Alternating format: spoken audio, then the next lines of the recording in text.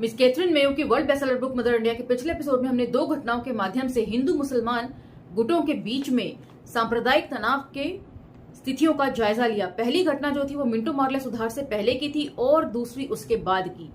पहली घटना में लखनऊ के एग्जाम्पल के तहत कैथरीन ये समझाने की कोशिश करती हैं कि किस तरीके से जब हिंदू मुसलमानों के बीच में मंदिर में आरती और मस्जिद में नमाज को लेकर तनाव की स्थिति बनती है तो ब्रिटिश जिला कमिश्नर के सूझबूझ के कारण स्थिति जो है किस तरीके से टाल दी जाती है और ये 8 साल तक टली रहती है सांप्रदायिक दंगों की स्थिति जो है।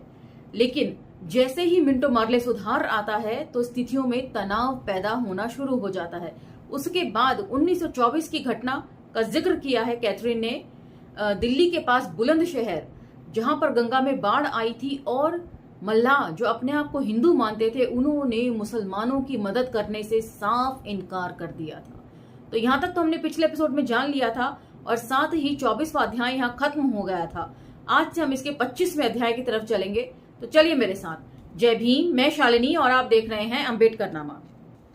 अध्याय 25, पैगंबर के बेटे। दिसंबर 1916 में एक राजनीतिक party all India Muslim league ने भारतीय राष्ट्रीय कांग्रेस के साथ मुसलमानों की अस्मिता और हिंदू हितों के प्रचार में तथा स्वराज्य के लिए अपने समान दावे के लिए हाथ मिलाया। तो पिछले चैप्टर 24वें चैप्टर में भी हम इस बात को पढ़ चुके हैं कि गांधी ने जो है वो अली बंधुओं के साथ सांठगांठ करने की कोशिश करी थी ताकि स्वराज्य के आंदोलन में तेजी लाई जा सके, लेकिन बात बन न सकी। मोपला विद्रोह की सफेद रोशनी अभी भी भावी घटनाओं में छिपी हुई है। तो ये सारा घटनाक्रम जो है वो मोपला विद्रोह से पहले का कैथरीन यहाँ मेंशन कर रही हैं। मोपला विद्रोह जो 20 अगस्त 1921 की घटना थी। परंतु इन दोनों संगठनों के एक साथ आ जाने से मुसलमानों में आत्मरक्षा की मूल प्रवृत्ति भारत में दूर दूर तक खतरे की घंटी बजा गई। इसलिए जब 1917 की शरद ऋतु में भारत के विदेश मंत्री मिस्टर मॉन्टेग्यू भारतीय हितों को लेकर प्रस्तावित सुधारों के विषय पर अपने विचार जानने के लिए दिल्ली में बैठे तो एक के बाद एक समिति ने आकर एकदम साफ शब्दों में ऑल इंडिया मुस्लिम लीग की निंदा की और उसे सुधारों से अलग करने की बात कही। एक समिति United Provinces Muslim Defence Association ने कहा, footnote 1, address presented in India to his excellency the viceroy and the right honourable the secretary of state for India London 1918, पृष्ठ संख्या 10। स्वराज का कोई भी बड़ा उपाय जो मध्यस्थता और ब्रिटिश सरकार के नियंत्रण वाले प्रभाव को कम कर सकता है एक प्रलय से कम नहीं हो सकता है। बंगाल की इंडियन मुस्लिम एसोसिएशन ने कहा, footnote 2, addresses presented in India to his excellence the viceroy and the right honourable the secretary of state for India London 1981, page 30। बहुसंख्यक हिंदू मुसलमानों की मौजूदा पिछड़ी स्थिति में उनके अलग अलग धर्मों, जातियों, संस्थाओं और टकराते हितों के साथ उनके मतभेद हिंदुओं और मुसलमानों से अलग कर सकते हैं, किंतु वे उनके व्यवहार और एक दूसरे के साथ उनके संबंधों में परिलक्षित नहीं हो सकते। कोई भी जानकार प्रेक्षक राष्ट्रीय कांग्रेस और मुस्लिम लीग की इस बनावटी एकता से मोहित नहीं होगा। इंडियन मुस्लिम एसोसिएशन भारत में ब्रिटिश शासन के स्थायित्व और उसकी स्थिरता को कमजोर करने की संभावना के किसी भी आपत्तिजनक परिवर्तन के विचार से सहमत नहीं हो सकता, जिसकी व्यापक बुनियादों पर हमारी सारी आशाएं और संवैधानिक तथा प्रशासनिक प्रगति की आकांक्षाएं टिकी हुई हैं। बिहार और उड़ीसा प्रांत की मुस्लिम हितों की रक्षक समिति ने कहा, फुटनोट 3। तो रेफरेंस जो है वो सेम है इन सभी चीजों का, पेज नंबर खाली अलग अलग है, तो मैं रेफरेंस सेम पढ़ूंगी और पेज नंबर साथ साथ बोलती चलूंगी। फुटनोट 3, वही पृष्ठ संख्या 40, यानी कि addresses president in India to his excellency the viceroy and the right honourable the secretary of state for India London 1918, page 40। हम कांग्रेस के विचारों और दावों के समर्थन में अपने कुछ सहधर्मियों द्वारा दिखाई गई दूरदर्शिता के अभाव की भी जोरदार निंदा नहीं कर सकते। वहां पहले से ही कुछ मामलों में मुसलमानों को दबाने, धमकाने और उनके हितों की उपेक्षा करने की मजबूत प्रवृत्ति मौजूद है। अंग्रेजी राज का मार्गदर्शक सिद्धांत अब तक भारतीय साम्राज्य के मामलों में विविध धर्मों और उनके राष्ट्रीयता की उपस्थिति में हमेशा से निष्पक्ष रहा है। The south India Islamia league footnote 4 same reference page number 62-63 ने अपनी दलील में मिस्टर मॉन्टेग्यू को ये याद दिलाया कि एक अल्पसंख्यक समुदाय के रूप में वे अर्थात लीग के सदस्य इस देश में विभिन्न वर्गों के बीच हमेशा समान संतुलन बनाने के लिए ब्रिटिश सरकार के महत्व को समझते हैं और राजनीतिक पुनर्निर्माण की ऐसी किसी भी योजना का विरोध करते हैं जिसका सुझाव भारत में ब्रिटिश सरकार की सत्ता को कमजोर करना हो, किंतु हम क्रमिक प्रगतिशील राजनीतिक विकास की दृढ़ता के पक्षधर हैं।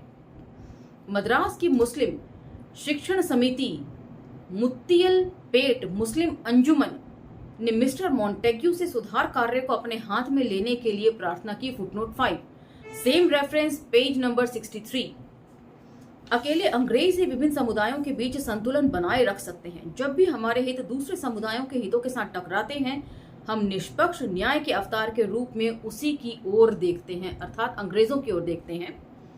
चाहे जो भी सुधार शुरू किए जाएं, हमें भरोसा है कि भारत में ब्रिटिश सरकार की सत्ता को कमजोर करने के लिए कुछ नहीं किया जाएगा। बॉम्बे प्रेसिडेंसी के मुसलमानों ने जो चिंतित अपील की उसका एक अंश ये है। Footnote 6 same reference page number 78 and 79 इस बात पर मुक्त रूप से जोर दिया जाता है कि वह दिन दूर नहीं जब अंग्रेज नौकरशाही लुप्त हो जाएगी और काउंसिलों में उनका स्थान भारतीय बहुमत ले लेगा, मतलब बहुसंख्यक हिंदुओं से यहाँ मतलब है।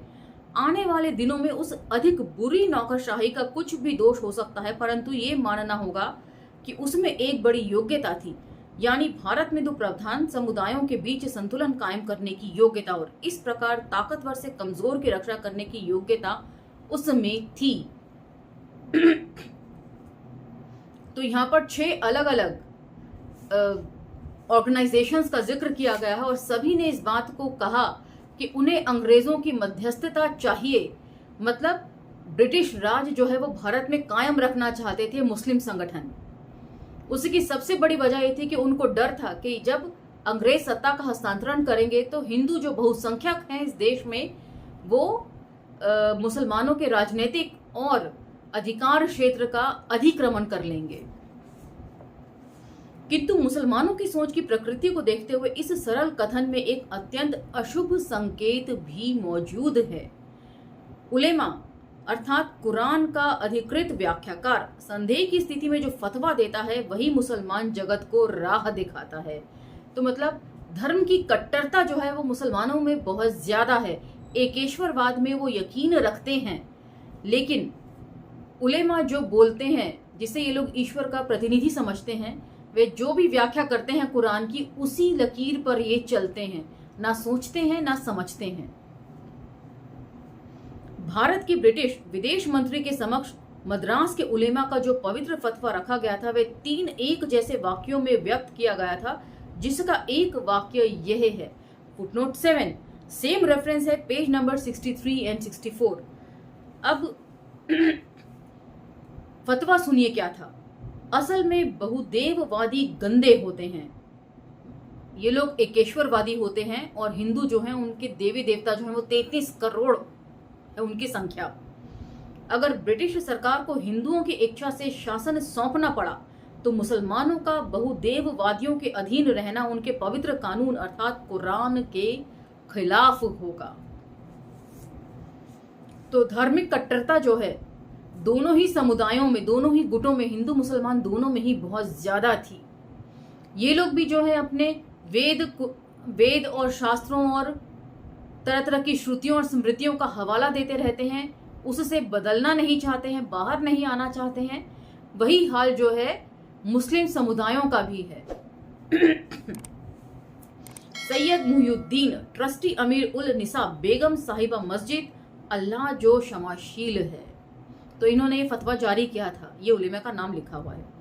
ब्रिटिश भारत के बड़े प्रांतों में हिंदू और मुसलमानों की तुलनात्मक संख्या प्रतिशत में इस तालिका में देखी जा सकती है। Footnote 1 statistical abstract for British India 1914 to 15 एवं 1923 से 24, पृष्ठ संख्या 14 और 15। तो अब मैं पहले प्रांत का नाम पढ़ूंगी, फिर हिंदू प्रतिशत पढ़ूंगी और उसके बाद मुसलमान प्रतिशत पढ़ूंगी। मद्रास प्रांत में हिंदुओं का प्रतिशत 88.68% है और मुसलमानों का 6.71% उस समय के हिसाब से। बंबई प्रांत में हिंदू प्रतिशत 76.58 और मुस्लिम प्रतिशत 19.74। बंगाल प्रांत में हिंदू प्रतिशत 43.27% और मुस्लिम प्रतिशत 53.99%, मतलब बंगाल में मुसलमान प्रतिशत ज्यादा है हिंदुओं के बनिस्बत। संयुक्त प्रांत में हिंदू प्रतिशत 85.09% और मुस्लिम प्रतिशत 14.28%।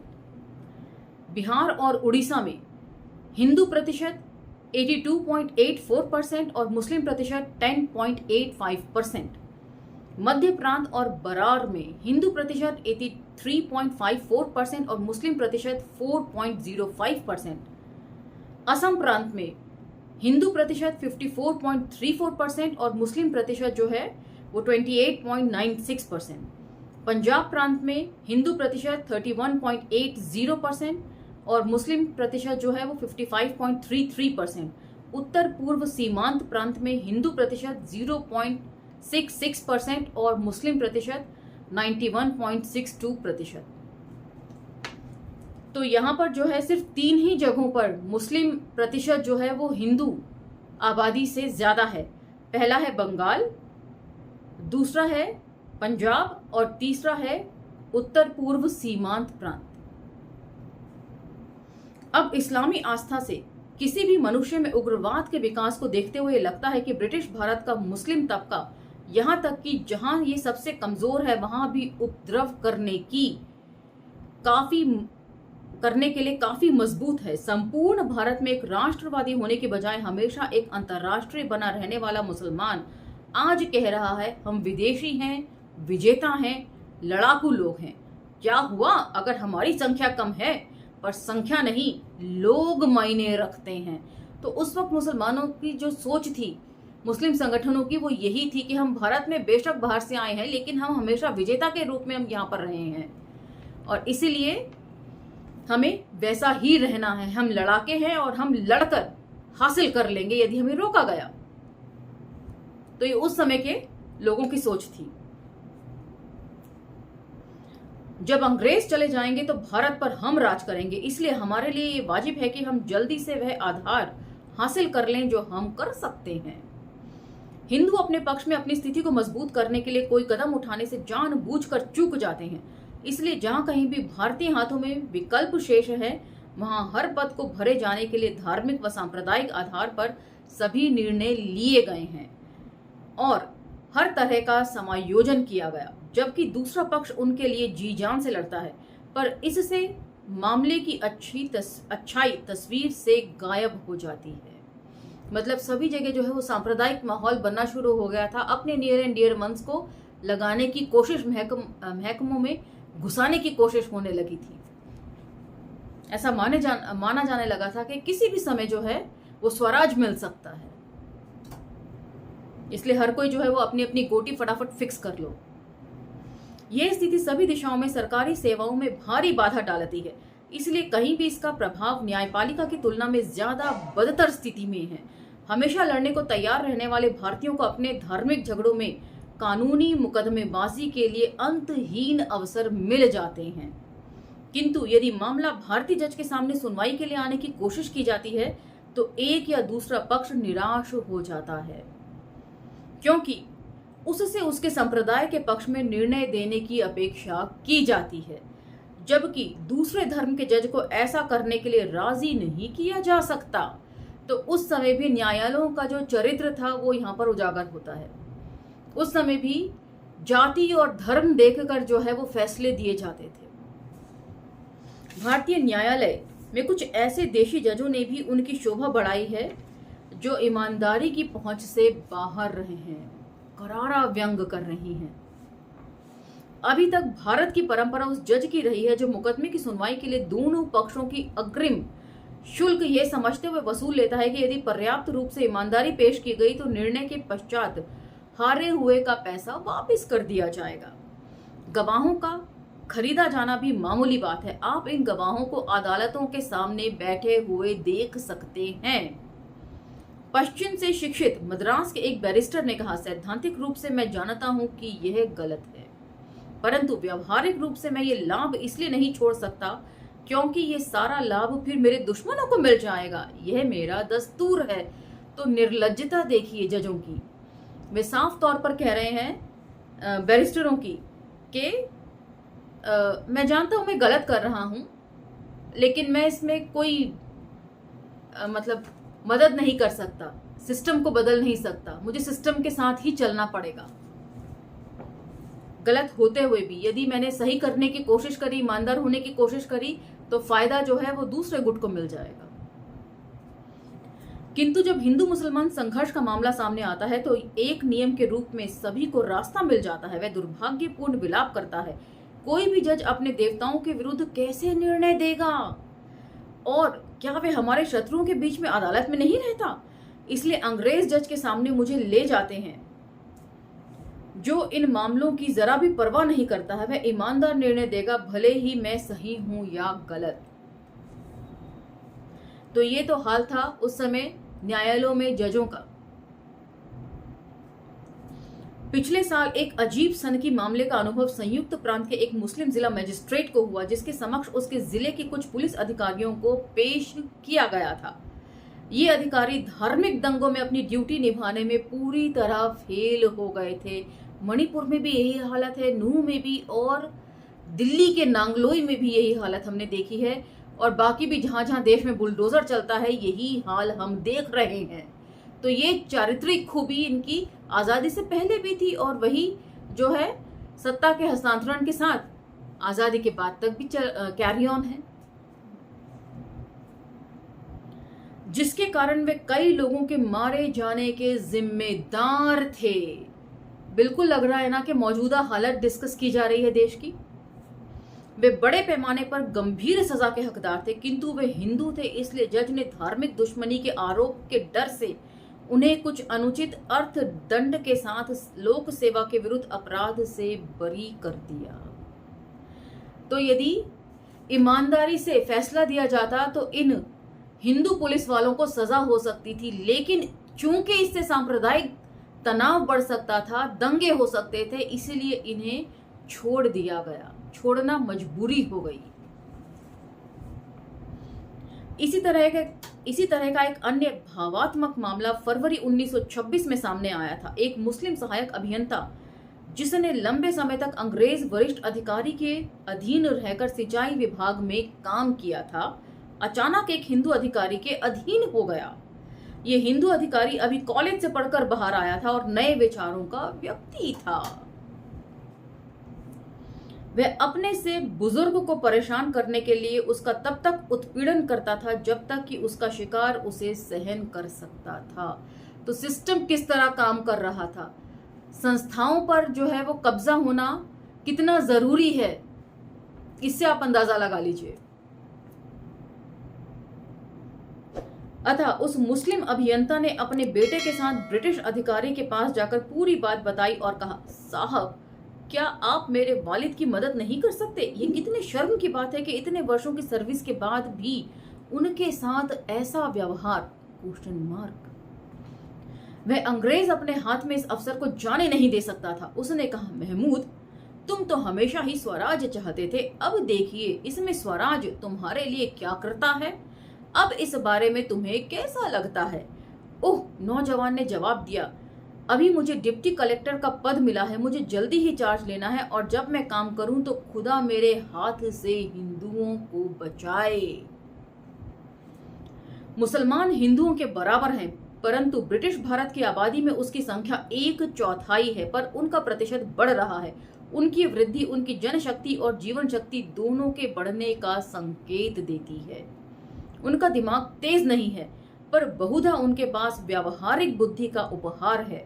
उन्होंने समझना शुरू कर दिया है कि उन्हें स्कूल जाना चाहिए। वे समय, अवसर और सुरक्षा की भावना पाकर अपनी सारी बाधाएं हटा सकते हैं।